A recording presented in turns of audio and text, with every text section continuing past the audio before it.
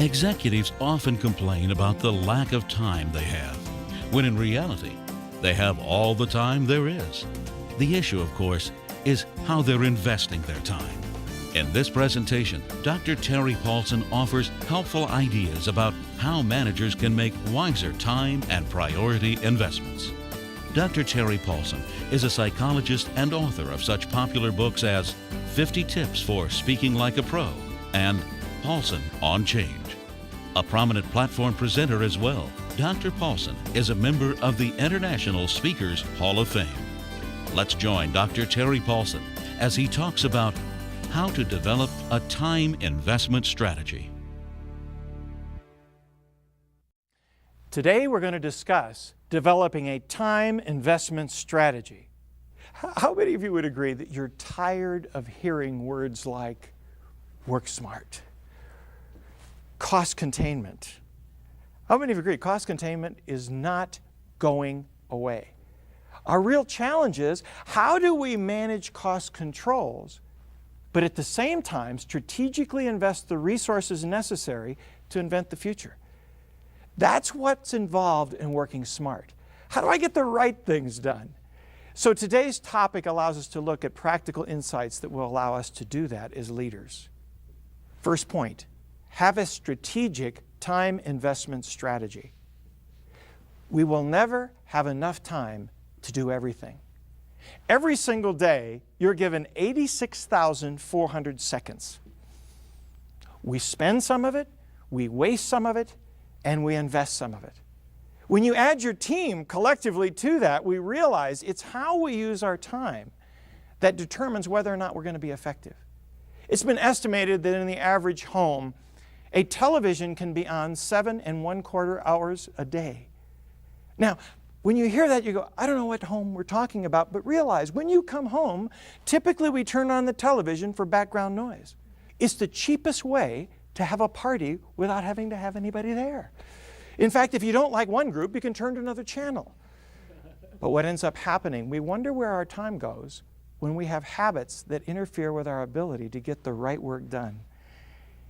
The key point that I want you to focus on from the very beginning is the importance of having a strategic focus to your prioritizing process. Every single day, I ask myself the question, what's the best use of my time today? If you've ever struggled with people who work for you who don't seem to manage their time well, there's an easy way to do that. Ask them the question every day, what are the 3 principal things you're going to work on today? First time you ask it, they'll know you've been to a seminar and you're acting bizarre. But if you continue to ask that question, all of a sudden it hits them. You expect them to have a plan and to invest their time wisely. That's the job of creating a strategic focus to your time investment plan. Make sure you're investing your time where it counts. Jeff Bezos, the founder of Amazon.com, said, our wealth vanishes the moment we stop doing a good job for our customers. Every single time we look at working smart, we ought to put the customer in the front lens, the people we serve, and say, is what I am presently doing making a difference for that person? If it's not, we ought to change our time priorities and make sure that we are investing in the things that actually do count. The next point is, avoid the kiss of yes. That is a chapter in Guy Kawasaki's book, Rules for Revolutionaries. He said that the danger that many companies have is that they say yes to far too many things. As a result of that, they don't have the energy to say yes emphatically to the strategic focus that is most important. That means you have to learn to say no to people. How many of you have had times where people have asked you, they'll come up to you and they say, are you busy? I love that question. No, just waiting for you to come. Of course I'm busy. Now, I don't say it in that tone, but if somebody says to me, are you busy? I say, yes, I am. But what is it? I realize that every interruption that I have, every change in priorities, takes me away from the strategic focus that I have for my day.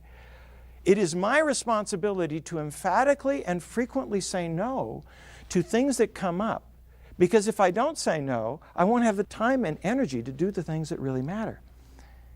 As a result of that, think of your people's time the same way. I oftentimes will have an idea and I'll share an idea, and all of a sudden, hours later, my secretary will come back and she'll say, here's what you talked about earlier. And all of a sudden I realized they took my side comment as though it was a priority. You have a lot more impact than you know on the comments and the work of your people. I immediately say to Nancy now, let me tell you, this is not a primary priority. This is something to put on the back burner, but it's something I want to look at a later point. Keep your people focused on the things that matter most.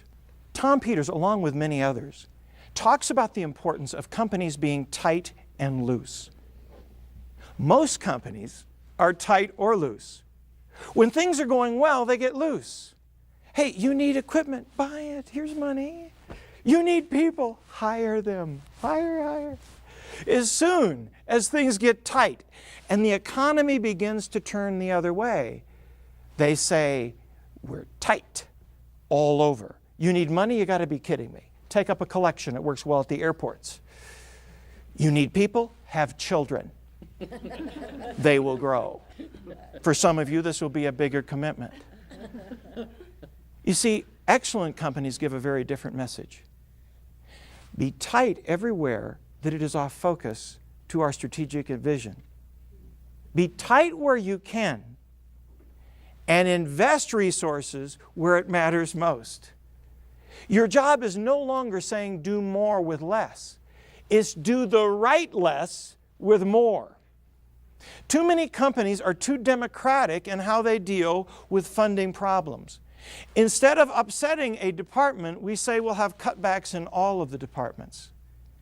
What if really moving strategically means I've got to make sure that I take 20% away from your department and give it to another department? That's a tough leadership decision, but one we need to make. I work with one company where the award they gave for exceptional leadership went to a supervisor who went to his immediate boss and said, in looking at this contract and the amount of costs that are tied into it, we're not making money on what we're doing. And at the present way it is structured, we're not going to make money. I suggest we say no to the contract. I realize this may mean my job. I am less concerned about me, I'm more concerned about my people. I've got great people working for me. I just want to make sure we find a place to use them. He ended up getting an award for leadership by ending his own job. The interesting thing with that kind of vision, they made room for him other places within that organization, because you need leaders that are able to focus on the things that really count. Be tight where you can, loose where you can make a difference. The next point, have a daily plan and use it. Every time management expert, every person on priority throughout history has always said the importance of having a plan. They talk, however, about the planning paradox. People say, I'm so busy, I've got so many things to do, I don't have time to plan. And besides, there are going to be so many interruptions, why have a plan when you're going to have to change it? That's like a lumberjack saying, I've got too many trees to chop down, I don't have time to sharpen my axe. The responsibility is to understand, whenever you start your day, having a plan gives you your choice point. Sometimes 5 minutes invested in a really important item is worth far more than handling and getting things off of your to-do list. You see, how many of you are guilty of this? Whenever I have a to-do list, I get satisfaction of crossing things off. Do any of you experience that? Every day, oh, another one. Another one. That's why at the start of the day, a lot of people are just crossing off the easy things to get them out of the way. Then your interruptions start because everyone else has finished their easy things. And then they want to ruin your day. And so we run around doing insignificant work. Our challenge is stay focused on your plan. I don't care whether you use a time system. I don't care if you use Day Planner. I don't care if you have Palm Pilot or you just use a scratch of paper. Have a time in your day where you focus on what is priority. I use Alan Laken's system of A, B, C priority. A, must do today. Most important. Will not go home without this done. Those items I'm going to number, and I get busy at the start of my day getting done the things that I have to get done. B, important will soon become an A.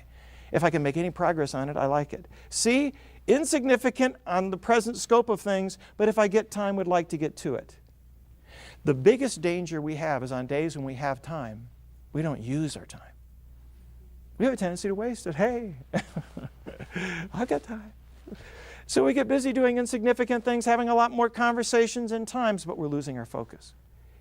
If you want to be effective with your own time management and the time management of your team, make sure you encourage everybody to have a plan and use it. From that, it allows you to make all those choices. When any interruption comes in, I ask myself, is it better for me to continue to stay focused on the priorities I have, or to adjust that and take on something that's new? I have found when somebody interrupts me and I say, I'm busy, I say at the same time, if it's important, I'll have the conversation, but just let me make a note about where I was going. As soon as I use that note, what does the person realize? I was doing something that was significant. Oftentimes they'll say, if it's that important, why don't you get back to me later? And then I use the note to write back their extension, and I have a note to remind me to get back to the person. People will give you the luxury of using your time wisely when you do honor them and get back to them later on in the day at a time when it's more effective for you to communicate and talk. My goal is always making good use of my time. That's what I keep focusing on, and I challenge my team to do the same. Have the strategic focus, have a plan, and adjust on the basis of whether or not what you are interrupted by is more important. If you feel frustrated at the end of the day that you did not finish many items, gradually start adding important interruptions to your to-do list and cross them off. It makes you feel satisfied. And at the end of the day, you have a record of the fact that you did some significant things and you accomplished something. Because how many of you agree? We manage ourselves first. Oftentimes we spend our days going home at night thinking about the things we didn't get accomplished instead of thinking about the things that we do. Keep your focus on priority and catch yourself being effective and allow yourself to do that. All right, so have a plan and use it. Next point, have a mission-centered measurement system. Think about that for a moment. How many of you agree you play differently when you know somebody's keeping score?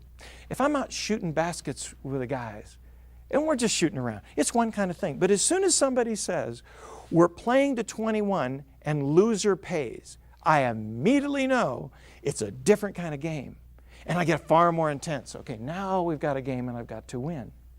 I believe one of the problems of time and priority management is we don't create meaningful measurements that allow people to create a scorecard and establish an early warning system that allows them to be aware when problems occur.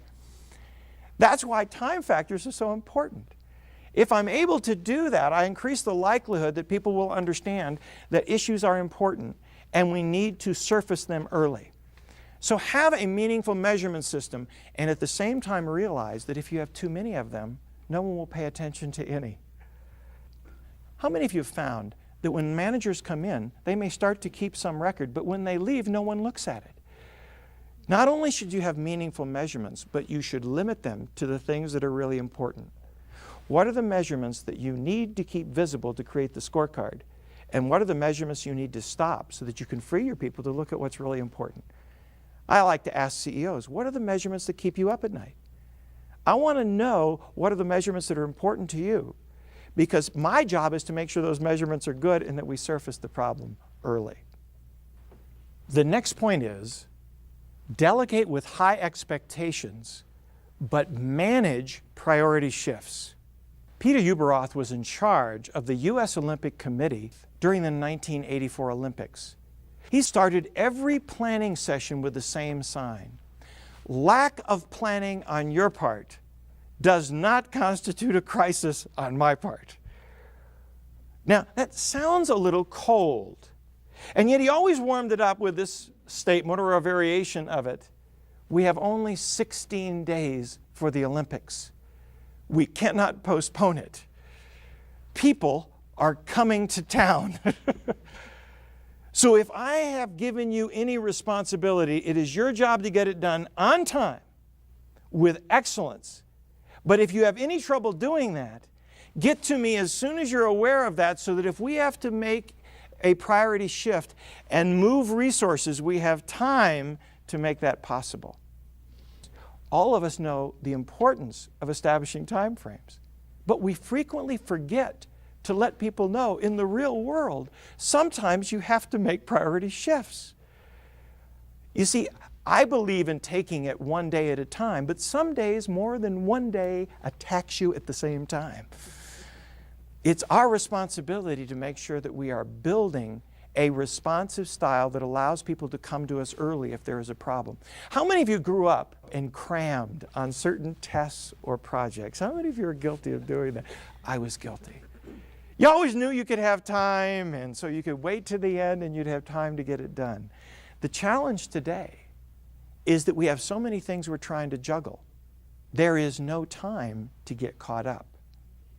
What happens is people play juggler. How many of you play juggler? Oh, you get things, oh, yeah. Some of you feel you shouldn't even be here today because you have so many things back at home. And you come back and you go to your boss and say, hi, I have too much to do. What does your boss say to you? Oh, we'll give you time management. Oh, shit. You know, pretty soon you're juggling all these things, and then they go to a program on change. Oh, this is good. You're trying to get all this stuff done. Now, here's the interesting thing. When you get near the end and you realize you don't have time, most of us go to our manager and we say, I didn't want to tell you this, but tomorrow we die. I love it. When do you want to know if there are problems? As soon as you notice it. Because if I have to move resources, I need time. One manager called it the 4 times rule. He built in a commitment to no surprises. For every unit of time you're going to be late, give me 4 times the warning. You're going to be an hour late, give me 4 hours. Going to be a day late, give me a week.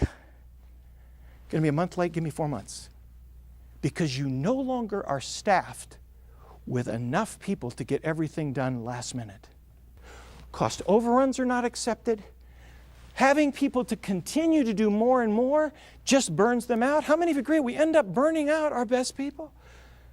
We go to our good people and we say, work, and they eventually say, well, why did you ask so-and-so? Well, you know, Jim, you're the only one that can do it. Our responsibility is to make sure that we keep people paced, focused on what's effective, and are willing to come in and give adequate resources when we need to. Who are the people you need to communicate the importance of a priority shift to in your work environment? That's one of the challenges we need to make sure that we focus on. Final point for today's session. Balance your professional and personal commitments. Balance is an important word that you hear a lot about in leadership. But the problem with balance in today's world is that commitments for business, timelines, and appointments get into your calendar. Personal commitments don't. How many of you say to a friend, let's get together soon? Well, soon never comes. You try and get 2 calendars together. You ever done that? Okay, what's the day we can get together? You go through it. Okay, years from now, we'll eventually have that event and that experience. If it doesn't appear in your calendar, it's not important to you. Lily Tomlin said, the trouble with a rat race is that even when you win, you're still a rat. I think it's a great line, and it reminds us of something. I don't want to lose my vitality in what I do to be a professional. If the only thing I do is work, I lose my perspective and the reason for doing what I want to do. In fact, my wife was good at helping me with this. I love what I do. I love presenting. I hope that shows. I was doing far too much of it. We had not had a vacation. We were not spending as much time as was necessary. And as a result of that, when I came home from a long series of programs, she let me put my stuff away. I thought that was a nice touch. Then when I came down, she said, we need to have a conversation. And I said, certainly. And she said, you know, I know you love what you do. And I know you make a difference. I get to read the letters. Men in this room, how many of you realize I'm in deep trouble right now? This is not going well for me. You've heard it before. And so I was riveted by her focus. And she said to me, Terry, I didn't marry you not to see you. And I want to make sure you love what you do, but I want to make sure we still have our time together. That was a critical turning point in our relationship. Now, I don't know. She may have said that to me at other times in other ways, but on that particular day, I heard the message. Think about it for a moment. How many of you'd agree? In your dating phase, you spend a lot of time together. That is the sales phase of your relationship. I love you, you love me. Oh, let's talk. Let's go out tonight. Bingo, bingo. This is exciting. Now, as soon as you become married, what happens to your frequency of dates? It begins to go downhill. Pretty soon you're saying to somebody, we haven't talked in ages. Well, halftime's coming up. Maybe we can talk then. And what ends up happening is we put ourselves into a position where we gradually lose our balance.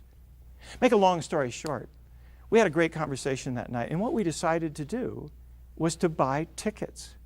How many of you agree, when you have season tickets to something, you go? Once we've bought these things, we know we're going to use them. So as a result of that, I don't even care if we're romantic that night, we're going. We paid for these things. We're going to the show. As a result of that, it changes your behavior. See, when you have tickets, your day goes differently. Would you not agree? On days you have tickets, what's different about the day? It goes much faster because you're anticipating going to the show or the event. We go to our boss and say, I've got tickets. I want you to know, don't come to me at 3:45 telling me you have some vision, all right? I've got tickets. I'm leaving at 4. As a result of that, you get a tremendous amount of work done. How many agree? On days you have tickets, you get, what's the secret of life? Have tickets every day. And be willing to give them up when you really have to give that time to your customers and to your people. How many agree? Some days you have to give up tickets. But it shouldn't happen often. I believe if you lose your vitality and your energy and your relationships, what's the value of all the money that I've earned? I actually believe that one of the biggest dangers we have is that you will burn out your gold, your best people. Most of you know who your best people are. You go to those people over and over again. They won't tell you they're going to leave. They just send around their resume, and when they're burned out, they leave. Even worse, they come to themselves and say, why am I busting myself over this when other people are paid the same thing and they're not doing any more? Your job is to make sure they find balance in their lives, and at the same time, on the day, they make good use of their time.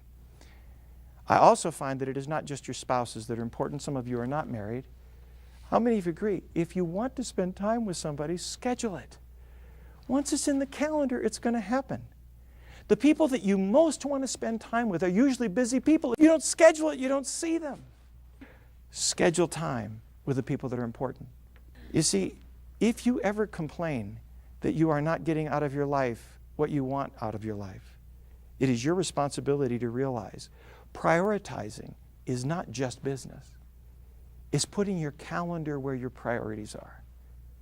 And when you do that, you're effective in managing priorities and in working smart. Let's summarize the key points from this session. First of all, have a time investment strategy that makes sure you invest your time and the time of your team in the things that matter most. Secondly, make sure you have a daily plan and you use it. Once you have the plan, it gives you your choice point. Avoid the kiss of yes. It is too easy to do too many things and avoid the focus that allows you to stay on the things that matter most. Learn to say no so that people can check the priorities and stay on the things that count. Also, establish meaningful measurement systems that allow you to establish early warning and an opportunity to create a scorecard for your effectiveness. When you're playing the great game of business, you need to be aware of what winning is. And finally, have balance in your personal and professional commitments. Buy a few tickets and make sure your calendar reflects your values and priorities. When it does, I guarantee you that you'll be in a position where you're managing your priorities and you're working smart. Thank you for attending today's session.